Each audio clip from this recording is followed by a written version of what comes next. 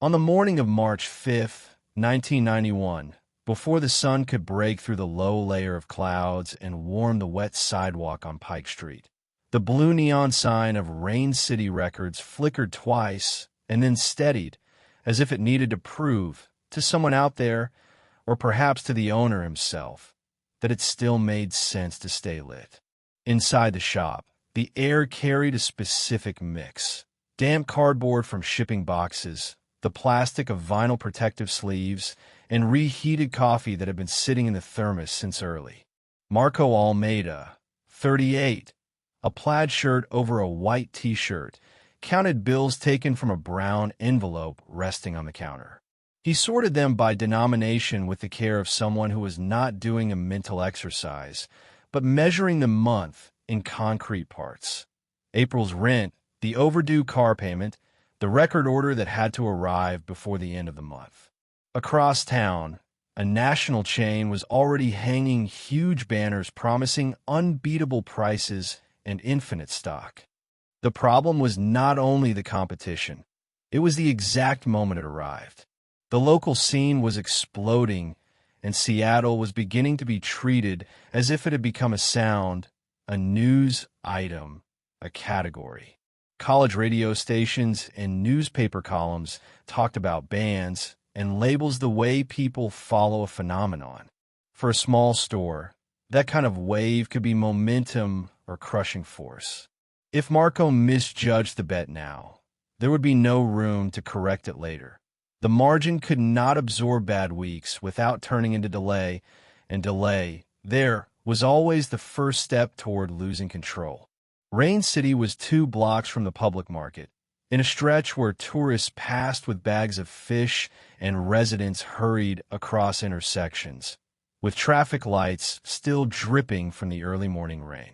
The carpet was worn near the new releases bins, and there was a step that creaked when someone came in, Oldwood reacting to the constant damp. Marko knew that creak like a clock. Often, before he even saw the person, he could already imagine who it was by the weight of the step, the hurry, the way they pushed the door against the cold air. At the start of that march, the creak came more often, but it did not always bring money.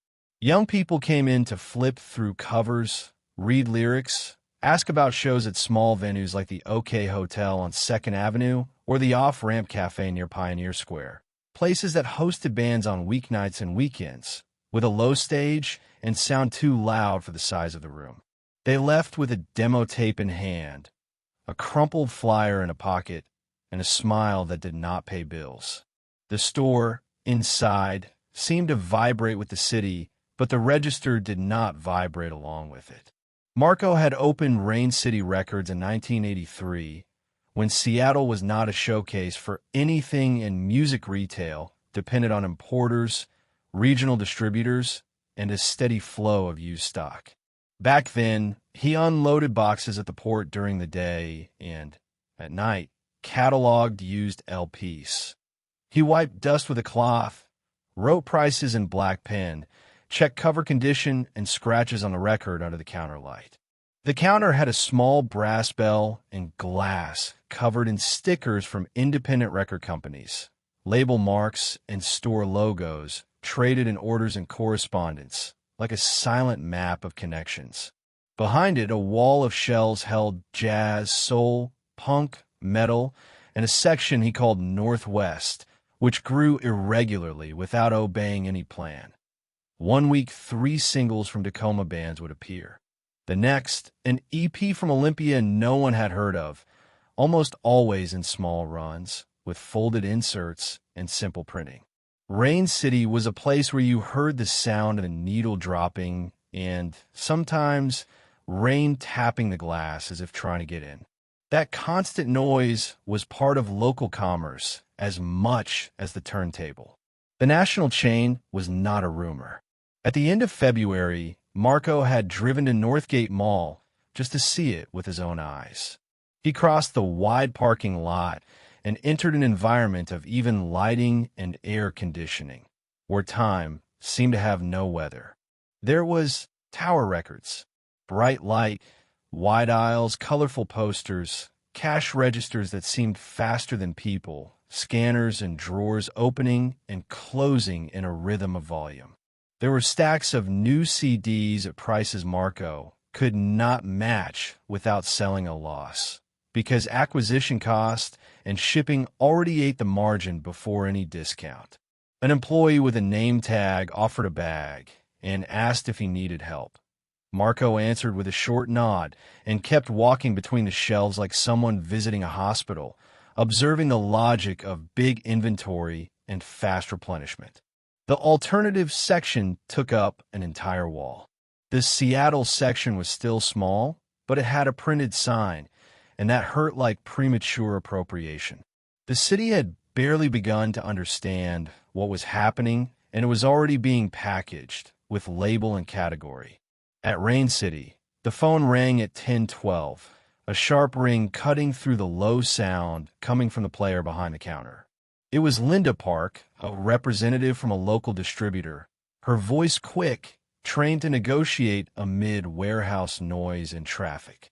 She warned that a batch of imported CDs would go up in price the following week, an effect of exchange rates, freight, and supplier pass-through, things that reached retail as a done deal, with no room for debate. Marko looked at the order list in the spiral notebook and felt his stomach tighten. Imports paid rent. Small bands filled shelves and fed conversations, but they did not guarantee cash flow. Linda asked how many units he wanted. Marko asked for time, promised to call back by the end of the day, and hung up holding the receiver a second longer, as if he could pull a few extra minutes out of it, knowing that every decision at that counter would show up at the end of the month as consequence, not surprise. At 11 o'clock, Jeremy Sue came in, 19, a photography student at Seattle Central Community College. He worked part-time at the store in exchange for a modest wage and the right to take used records at cost, a common arrangement in small retail, where payroll was tight and the benefit came in merchandise. His dark hair fell into his face, and he always carried an old Pentax hanging from his neck, the strap worn, the lens marked by use. Jeremy crossed to the counter with a bundle of flyers and set them on the glass. He said people had been out putting up posters for Friday's show at the Off Ramp Café. 4 bands, one of them from Aberdeen. Marko flipped through the flyers. Cheap paper, black ink, cut-out letters, corner copy shop Xerox, office stapler. Friday, March 8th, 9 p.m., $5. The off-ramp, near Pioneer Square, was an old building that smelled of beer and wood, with a narrow entrance and a stage built to hold amplifiers and drums in a tight space. Marko had been there a few times, not out of youthful enthusiasm, but because it was a way to understand what was happening to the city. People sweating in small rooms, amplifiers hissing, and energy that did not fit on traditional FM radio. He put a flyer on the corkboard near the door, alongside apartment ads and bass lessons, notes with numbers written by hand.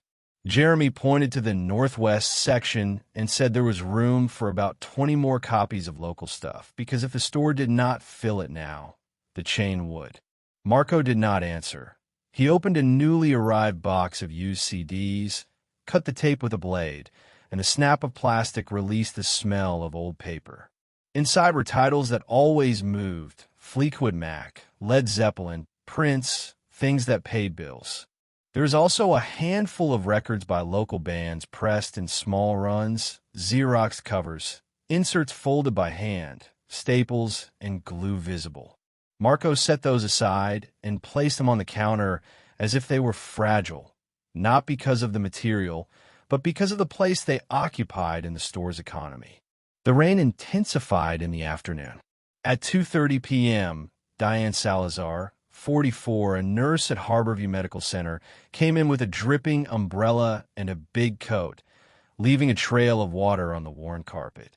She came every Tuesday to buy something for her teenage son, obsessed with distorted guitars and heavy drums, and she fit the visit between shifts and tasks like someone keeping a routine of care. Diane did not understand much, but she trusted the store's taste. She took off her hat, shook out her wet hair, and looked around, scanning the shelves and the bulletin board. She commented that a new place had opened at the mall, full of stuff, cheaper, and that the boy had asked to go there. Marko nodded as if hearing a weather report, without surprise. He said low prices last only until the next spreadsheet, choosing words so he would not sound bitter, and reminded her that here you could listen before you bought, you could talk things through, you could find things that would not be in a stack. Diane picked up a CD from the counter by a local band Marko knew only by name, a simple cover, a short insert, and asked if it was good. Jeremy answered first, saying it was people from here, recorded in a small studio, dirty sound but honest. Diane smiled, half not understanding, and took the CD along with the used Tom Petty album. She paid in cash without asking for a discount, counting bills like someone who avoided cards out of habit and control. When she left, the counter bell rang, and Marko felt a brief, almost physical relief, as if the register could breathe for a moment. At the end of the day, Marko called Linda back and ordered half the batch of imports he usually ordered. Linda was silent for a second. Then she said she understood, but the distributor was not a bank either. There were deadlines and pass-throughs. Marko wrote down the amount and hung up. The decision was not total defeat, but it was a retreat, and retreat at that moment had weight. He closed the store at 7 p.m., pulled down the metal gate, and stood for an instant looking at the street. Cars passed, leaving trails of water. A bus stopped at the corner, doors opening with a pneumatic sigh.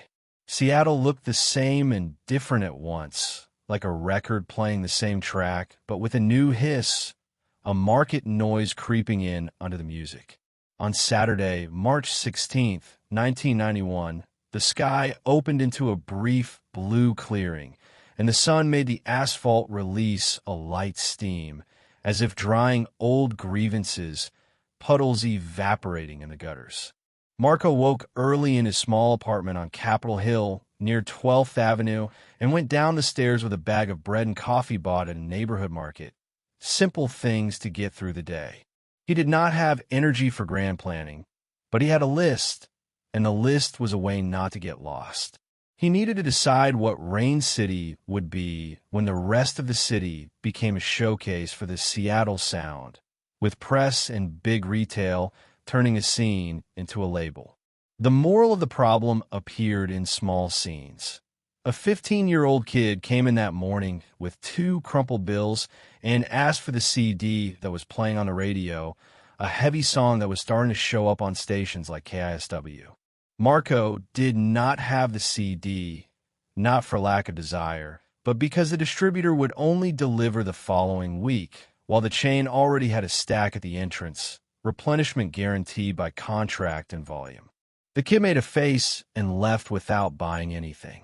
Marko watched the door close and felt the kind of guilt that did not come from having done something wrong, but from falling behind, trapped by delivery schedules and short capital. That same day, a local band showed up to ask for consignment. They were 4 guys, cheap clothes, instruments in worn cases, signs of basement rehearsals, and transport by bus and borrowed car. The singer, thin, about 22, set a box of cassette tapes on the counter. The tapes had handwritten labels and a crookedly glued black and white photo. The band's name was Silt, and the recording had been made in a basement in Ballard, with borrowed microphones, sound captured direct, without the finish of a big studio. He said, 10 tapes, $5 each. If you sell them, I'll come back later to settle up. Marko picked up a tape, turned it in his hand, felt the cheap plastic and the pressure of the inner reel, something made to circulate fast and be copied in small quantities. He liked the courage of the request, and at the same time, he knew the risk. Consignment took up space, tied up money, and often nothing came back because the scene's informal accounting did not always balance. That was how the scene breathed, but the store was breathing with difficulty. Jeremy, who was organizing a shelf of singles, came closer and spoke low, as if it were a secret. If the store doesn't support this, Nobody does. The chain isn't going to sell a tape with a handwritten label. Marko thought about rent, about the call from the building owner the week before asking him not to be late again. He also thought about the empty wall that could become a bulletin board for local bands, a meeting point. Rain City could not beat Tower on a spreadsheet. Maybe it could win at something else, but something else did not pay suppliers or equipment repairs immediately. Even so, he accepted the tapes, wrote Silt consignment on a piece of paper, and taped it to the box. He put 5 tapes on the shelf near the register, next to local zines and buttons, small items that moved on impulse. The other 5 he kept behind the counter, as if he could control the flow of risk, limiting exposure and loss. The following week, on March 21st, the news ran through the city like wind. A major label had signed a local band, and the record would come out at the end of the year. It did not matter which band it was. What mattered was the effect. Customers came in asking for that Seattle sound, as if it were a specific product, something you bought with a cover and a barcode. Marko heard phrases like, "What's next?" and "What's going to blow up?" and felt the pressure turning music into a bet. He saw teenagers' eyes shine, not only from taste, but from the feeling of taking part in something the rest of the country was beginning to watch, as if the city had become a showcase, and they wanted to be in the front row.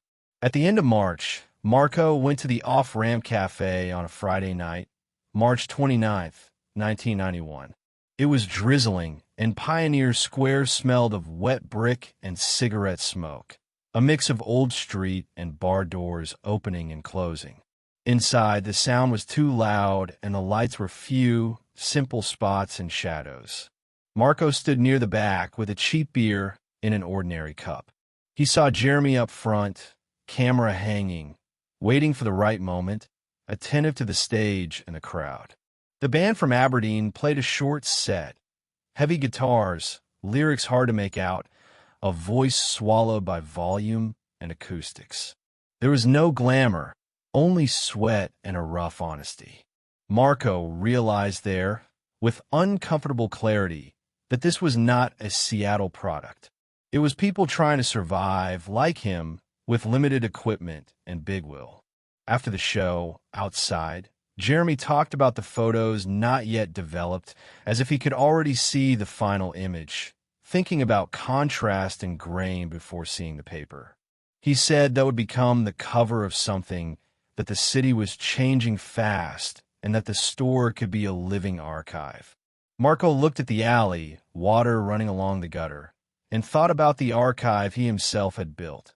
Boxes of used vinyl, saved receipts, customer notes, old show posters, paper accumulated by necessity and habit. He did not want to become a museum. He wanted to stay open, with the door unlocking every day. In April, the rent went up $20. It seemed like little, but it was not. It came on top of already tight margins and a flow that swung with weather and releases. Mrs. Klein called on April 2nd, her voice firm, reminding him of building costs, maintenance, and taxes passed through.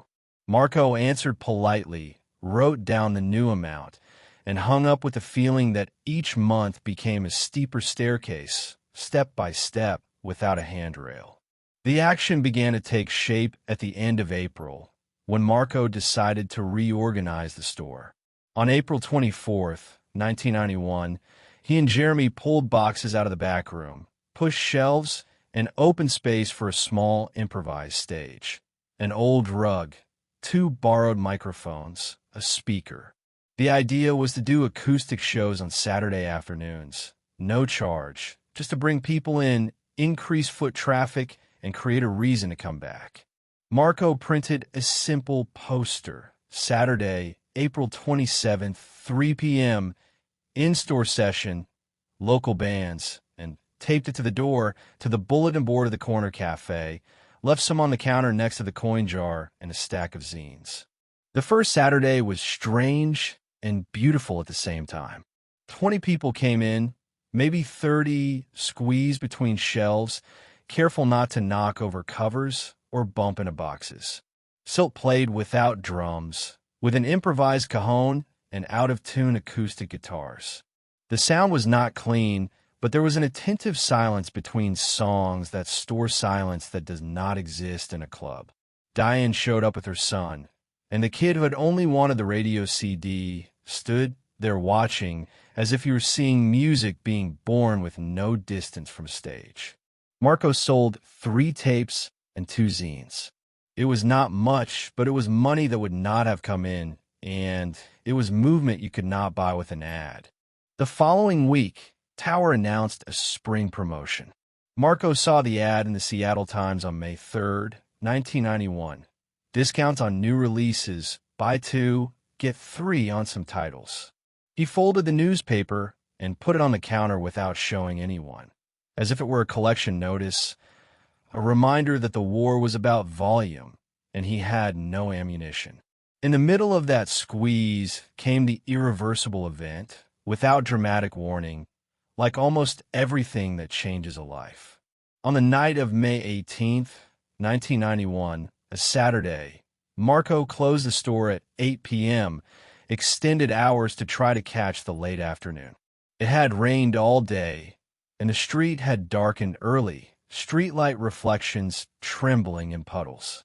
He locked the gate, checked the padlock, and walked away toward the lot where he left his old Toyota. 2 blocks later, he heard a metallic crack that could have been anything in the city, a common sound on wet streets and in traffic. He did not go back to check. He was tired, and tiredness decides too. At 2:47 a.m. on May 19th, the building alarm went off. The system was old and did not always work, but that night someone forced the back door. A neighbor in the shop next door called the police. When Marko arrived, summoned by the phone at home, the street was marked by red and blue lights reflecting in the water, and the air smelled of broken wood and rain. A police officer wrote information in a notepad.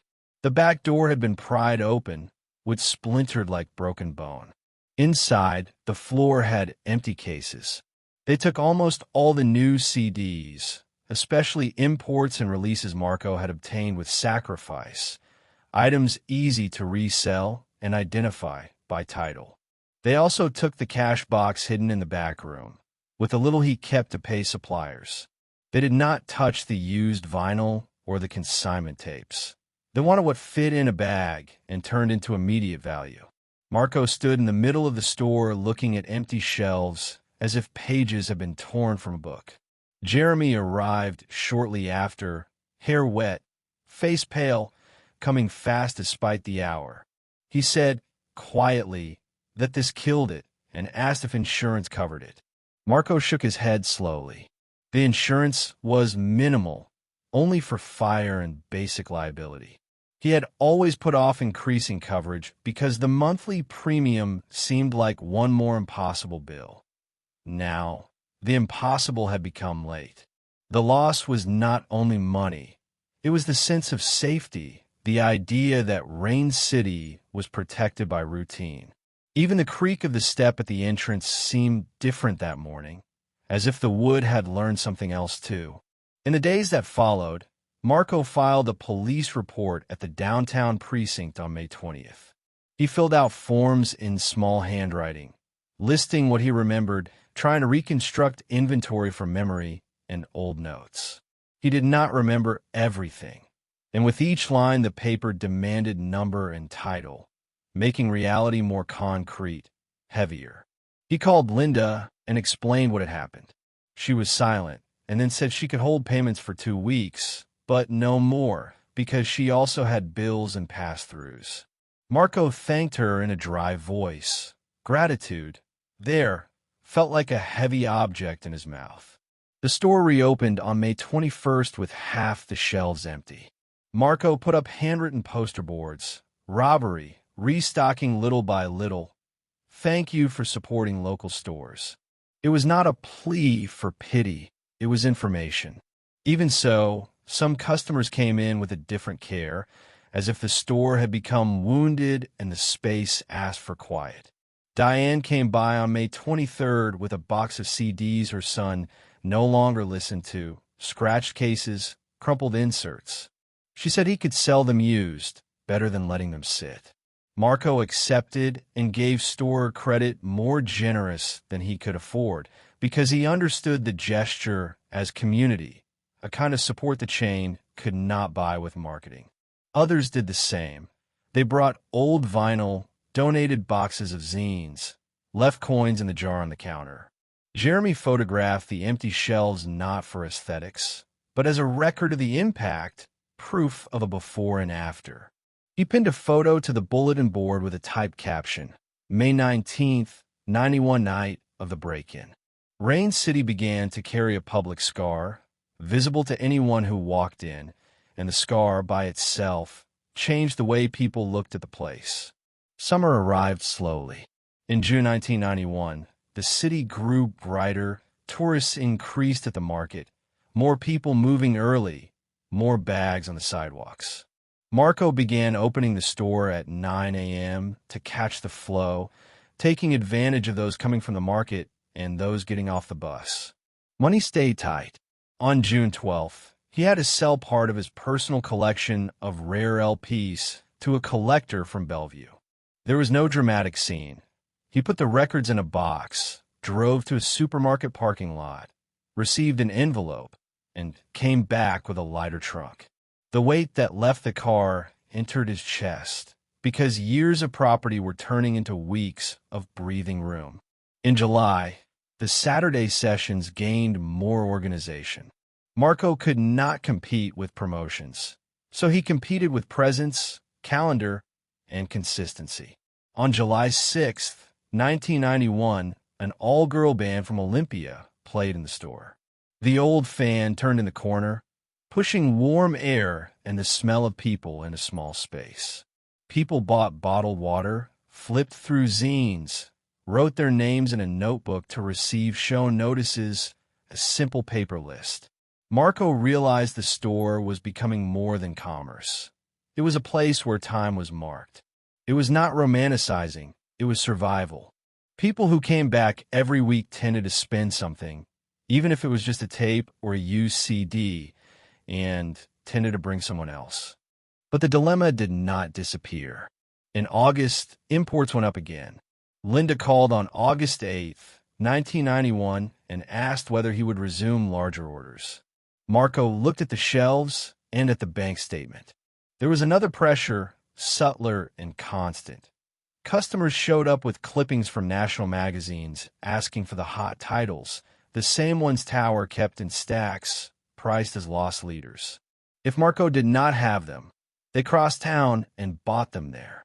If he did have them, the profit was small and the risk of theft felt greater after May, because the memory of the break-in did not leave his body.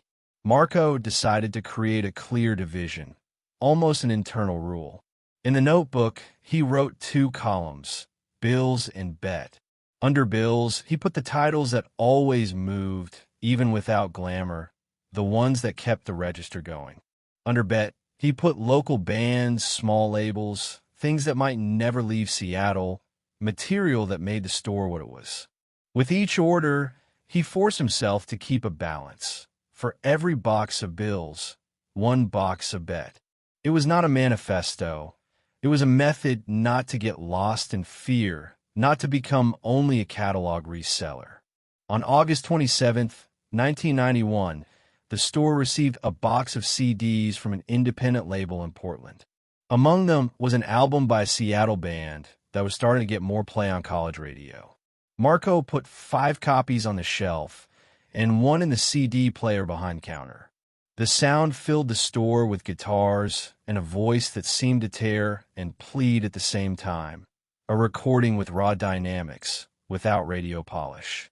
A couple came in and stood listening, as if they needed a few seconds to decide whether it was just noise or something worth taking home. They bought 2 copies without asking for a discount. Marko felt it contained joy, not explosive but sustaining, because it was a sign there was still room for discovery outside the stack. September brought back-to-school traffic and colder air. On September 10th, 1991, it rained hard and the wind threw leaves onto the sidewalk, sticking them to the concrete. Jeremy arrived with news. Tower would open another location farther south, near South Center Mall.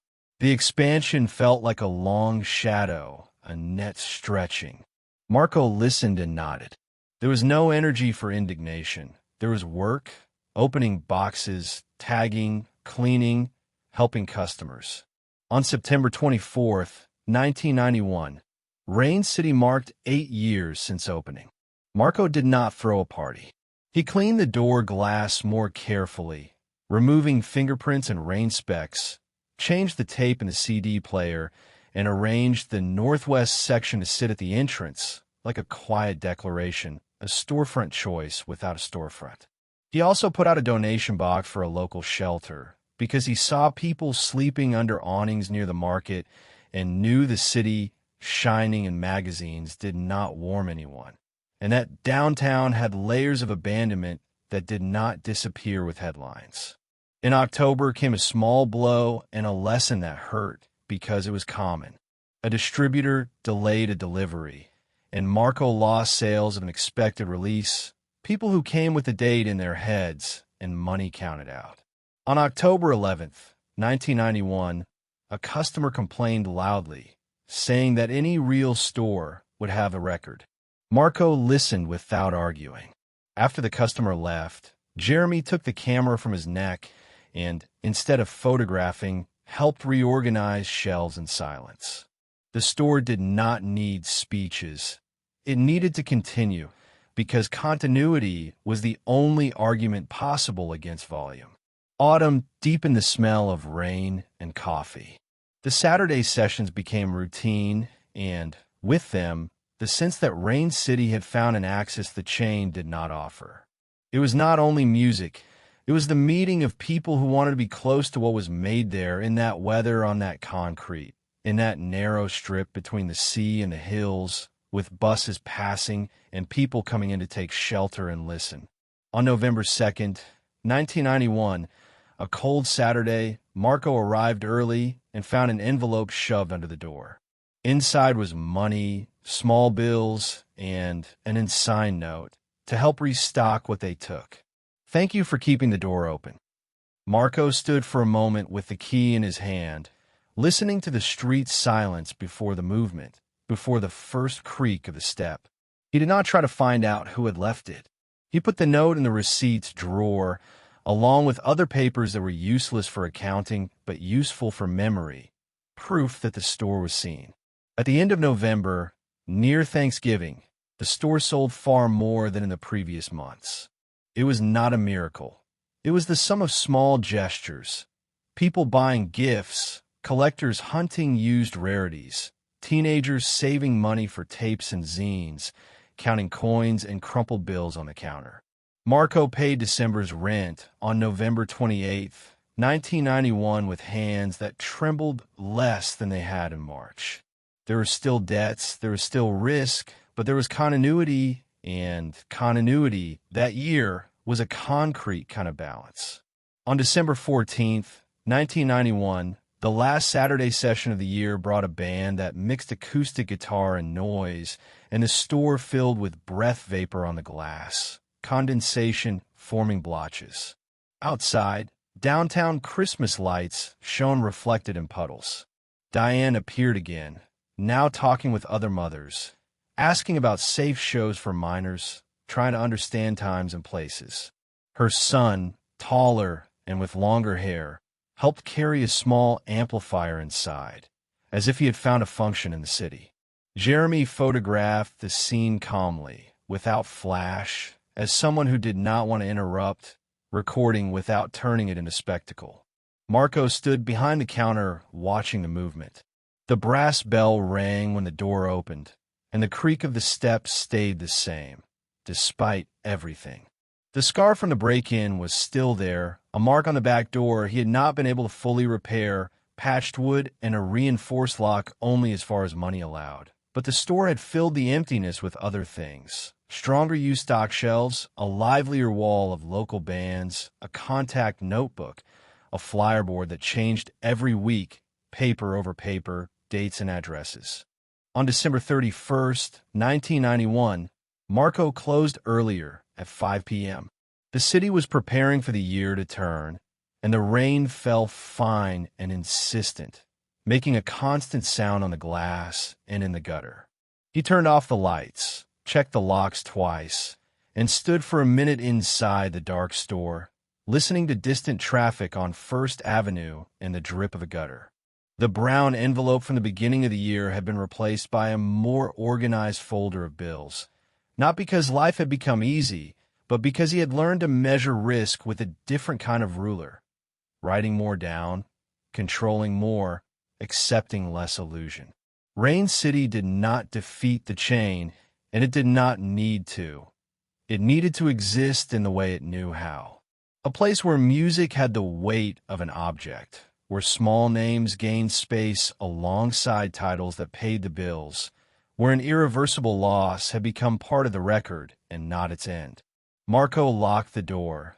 The blue neon reflected on the wet street, and he walked toward the bus with his hands in his pockets, carrying with him the quiet certainty that the store had made it through all of 1991, day after day, like someone keeping a low-fire lid in the rain, enough to give light without calling attention, enough not to go out.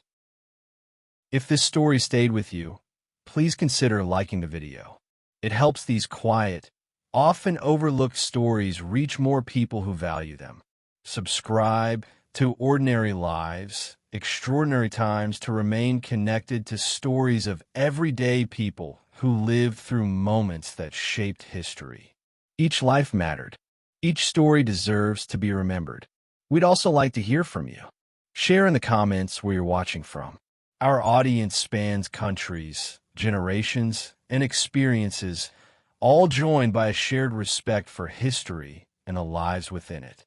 Thank you for watching, and thank you for helping keep these stories alive.